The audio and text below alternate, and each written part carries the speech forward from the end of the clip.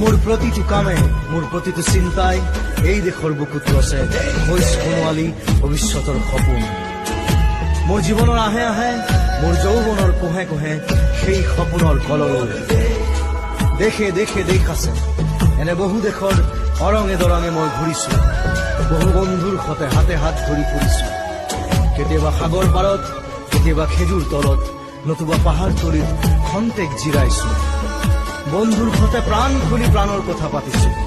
তাৰ পিছত আকৌ আৰম্ভ কৰিছো নতুন যাত্ৰা।